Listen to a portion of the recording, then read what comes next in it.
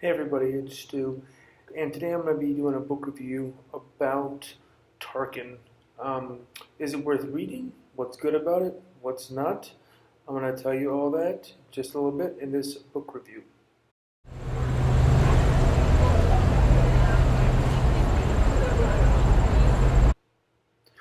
So, Tarkin is the Grand Moff that most people know that he was the man in charge of the Death Star. And if you've seen Rogue One, which probably everyone has, then you know how he takes control of the Death Star and building it. But this book is basically his story. So that's what the book's about. It's about how he became who he becomes in the movies, which we see. Because in the movies, he is seasoned, he has already become the Grand Moff, the highest person right below the Emperor and Lord Vader. So little backstory, Tarkin's name is Wilhelm Tarkin, and he was born 64 years before the Battle of Yavin. And the book basically takes place 15 years before the Battle of Yavin. That's the core story. But where this book really shines is all the flashbacks of how Tarkin becomes Tarkin. It's really reminiscent of the Han Solo trilogy, which I just finished as well. That will probably be coming out soon. It takes him as a little kid, like 5, 6, up to his teens, and takes him pretty much all the way till his 50s. And that's when the book ends, as he's around 50 years old and the Death Star is being built. It's just basically like scaffolding. So, is this book worth reading? Mostly no. If you are not a hardcore Star Wars fan, if you have not read lots of Star Wars books, if you're not into like the deep mythology of the characters, then this is a pass. There's no big revelation in the book. It's just more information about who this guy is and how he became who he is. I would say go read the book that actually happened before this, which is The Lords of the Sith. It's a much more intriguing story, and it talks about the relationship between Darth Vader and his master Sidious. So that's a much more interesting story, and right after it is Catalyst. So Tarkin fits between those two books in the new storyline or canon. So I'm not going to do a compare and contrast to The Lords of the Sith, but it's an amazing book. So this book came out in 2014, so a long time ago, 3 years ago. Apparently I'm behind the times with that. So who is Tarkin? Tarkin is a rich boy. He grows up on a family estate, and he is unlike the heroes of the rest of the story, Star Wars. He doesn't have a traumatic childhood. He has a good childhood. His tragedy or his trials come about through a family like Hagogi, like the Spartan version of like the manhood, when he has to go out on this plane and hunt and kill and become like a man and figure out what it is to be a man. Very Hemingway-like. So he does that, and he kind of learns to be very vicious and be cruel and what it means to tame himself and the land and animals and all this. Again, while this is going on, the storyline is that there is some HoloNet equipment that they found on a planet that people have used to hack in, make fake recordings, like fake messages. So him and Vader are going to go figure out what's going on. So as they're trying to figure out what's going on with these people, their ship gets Grand Moff Tarkin. He's just Tarkin, or the governor. His ship gets taken, and then these hijackers go and they do all these path of destruction, destroying other Imperial outposts and stuff. So, and their main target, which we found at the very end, spoilers, is they're trying to destroy the hyperdrive equipment for the Death Star before ever gets installed. That's their primary target, and they want to steal Tarkin's ship because it's like a super Corvette with stealth tech and all this to do it. So that's what they're trying to do, and the whole time, while this very incidental mission, I guess, or happenstance is happening, Tarkin is reflecting back to kind of like how he got to where he got. And also, This book is very heavy on the Clone Wars. It references them a lot. So if you haven't seen that show or read any of the books or comic books about the Clone Wars, you're kind of going to be out in the cold. Most people, I think, would have seen Attack of the Clones, so they know Geonosis. Geonosis is very heavily talked about in this book because it's where the Death Star is originally first built. So without those references, you'd be kind of lost. So who is this book for? It's for the hardcore Star Wars fan that wants more. I read it in about 10 days, so that's me liking the book. Because I do like these character pieces when they do them in the Star Wars universe. I think they're very interesting. Sometimes they do them like with a mission that's happening now. Sometimes they have it as them with another person, kind of like they do with Lords of the Sith. How the Emperor and Lord Vader are going back and forth, thinking about showing weakness and how they got where they got, and the Emperor's constantly prodding Vader. And I really like those character pieces. I haven't read the Ahsoka Tano one. That's on the list as well. And that was one of the reasons why I listened to the Han Solo series, is to get a character piece on Han Solo. So again, that's really who this is for. What did I like about the book? What did I not like about the book? We'll start off with what I didn't like about the book. There was no way that I ever think that the antagonist, which was like a rebel, his name is Teller, would ever win. I knew he would never win. He would always die. And Tarkin would always win because it's his book, so he's going to win.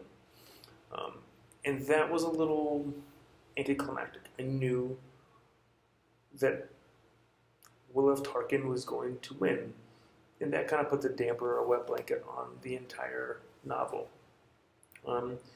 I thought that the moving around of all the solar systems and all that was fine. There was a lot of people which I didn't recognize, and again, this is kind of before where my main understanding of the Star Wars universe is. I'm more of, after the Battle of Yavin kind of guy. I mentioned in this period too. But I didn't know a lot of the names, so they were just kind of like skipping through them. So I didn't like that bit. What I did like about this book is it is a real precursor to the idea of the rebellion. It is very heavy-handed with the idea that others will rebel. We are the first, and they're not the first. Just the ones that Tarkin has battled. But, there will be others that will rebel after us. We are the beginning of the rebellion. And they are a motley crew of different creatures from different planets, non-human, human, and the like, and that they actually use bits and technology from the Clone Wars to fight against the Empire. And the entire reason that they're fighting the Empire is because of things that happened in the Clone Wars. So this is, the repercussion of the Clone Wars. Again, you need to know about the Clone Wars. Talk about this one genocidal act of this Antioch 4. I don't know, or maybe I saw it and it didn't ring a bell. So the whole reason why this group is fighting against the Empire is because of this genocide. Okay, so that's why this is happening. I like that. I like to see why people are doing things, not just, they're doing it. That's why I think Leia has a very believable backstory, because her whole planet's blown up. So she's like, cool, I need to do something because I got to live for it. So it was a really good book, really fast-paced. The idea of switching between past and present is really good. I really liked the interaction between Vader and Grand Moff Tarkin was really excellent. The idea that, does Tarkin know who Vader is? And he does, which is really cool, and that all plays out. I like that bit. The idea of how Vader is this anomaly in the military spectrum, and how no one really knows what his rank is, but it's always higher than you. Doesn't have a rank, but he's better than you. Doesn't matter if you're Rear Admiral, no, Vader walks into the deck of a Star Destroyer and says, belay that order, it's belayed. So that was cool. The whole reveal at the end and how Tarkin figures out who everybody is shows his mastery. That's what this book is really about, is showing how smart and interesting and how dedicated and why he's dedicated to the Empire that he is, which was just really interesting. it was hard for you to be like, yeah, go Tarkin, go. But at the same time, you see, I see why you're making that play. So, like, why is he making that play? Let's just talk about that for a second. So, like as I said, he kind of grew up as a rich boy on an estate, but his planet was constantly raided by pirates. So we're like, okay, cool, pirates stealing stuff, you're making stuff. And he, as a young man, 18 years old, he joins up and with the Planetary Defense Force. And he says, okay, we're going to beat down these pirates. And that whole bit of his backstory is absolutely fascinating. How he breaks the back of this pirate queen in her armada is awesome. How he figures that out again, showing how and why he would one day become who he becomes is really good. But again, he doesn't have any of those moments in his life that is like Luke, for example, where he sees his burnt, Aunt Veru and Uncle Ben there, or whatever. That's not his name. Burnt to a crisp. There's no those moments. There's no Anakin Skywalker, his mother has been tortured and whatnot, and he was effortless. He couldn't effortless. He was powerless to do anything. He never has any of those moments in his life, and the Emperor actually compares them to each other. The Emperor says, we're basically good old boys from the Outback, and we want order to come to the galaxy, and that's why we're doing what we're doing, because we lived in places without order. And the great puppetry there is that the Empire is causing disorder on purpose to get people like Tarkin. And Tarkin really is just being used. He really is masterfully puppeted throughout the entire book.